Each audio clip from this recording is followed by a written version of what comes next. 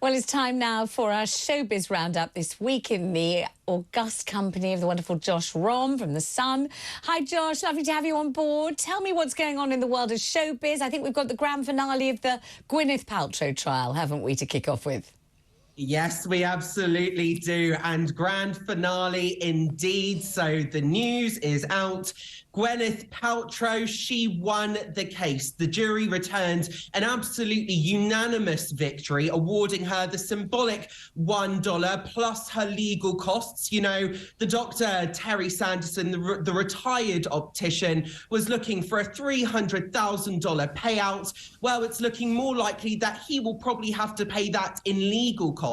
Now, it's very interesting. One juror in this case actually spoke to ABC after the case drew to a close, and she said that it was actually the diagrams and the animations that came from what I called on this program as expert day that actually swayed the whole jury. Really? I mean, yes, it was. And I think we could all agree that this was a very bizarre trial. We had a bizarre comparison to Jeffrey Epstein. We had starstruck lawyers talking about shoes. We had Gwyneth Paltrow admitting that she's a great tipper. We had her being cross-examined on her friendship with Taylor Swift. But all throughout the process, I think Gwyneth behaved in a very respectful manner. When the verdict came back, she appeared mostly expressionless. She had a very neutral expression on her face just before she left the courtroom. She made a gesture to Dr. Terry Sanderson saying, "I wish you well." He then thanked her in return.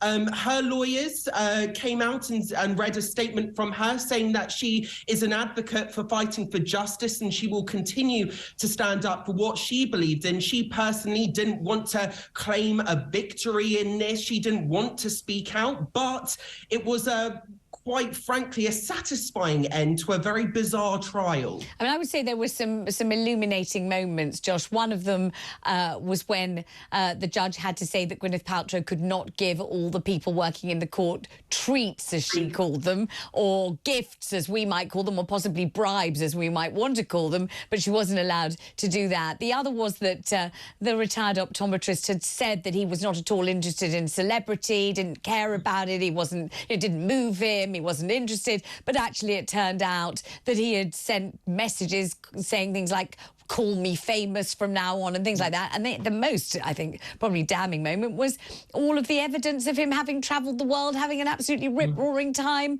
abseiling, rafting, skiing, and all the other things he'd been doing after the accident. And he'd said that he had become a recluse after the accident. Yes, exactly. And his family broke down in tears on the stand, talking about the breakdown in his relationships with them. But actually, you saw him traveling the world. He even admitted to going skiing after the accident. And I think it says it all. Yeah, that was amazing. So what else have we got? We've got a new Wes Anderson film. Oh, I love Wes Anderson. And you know what? I think let's show the lovely listeners and our vibrant viewers a little clip.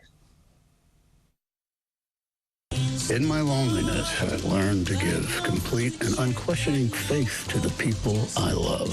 I don't know if that includes you, but it included my daughter and your 4 children. Sometimes I think I feel more at home outside the Earth's atmosphere. Oh, wow. Me too. They're strange, aren't they? They're children. Compared to normal people. Yes, that's... God, I love the look of it, Josh.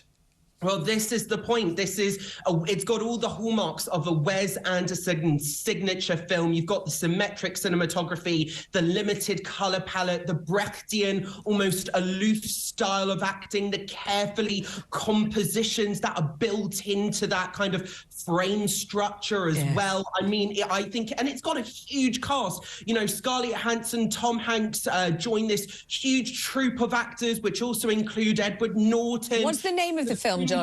What's it called? Asteroid City, and it's coming out later on this year, summer, I think. Thank you very much, my darling. Good to have you on the programme. Don't miss Asteroid City coming out later this year. As you see, it looks absolutely fantastic. But the thing not to miss today, and tonight in particular, is a world-exclusive Stormy Daniels on Piers Morgan tonight at 9 p.m. Enjoy it. I'll see you Monday at 4.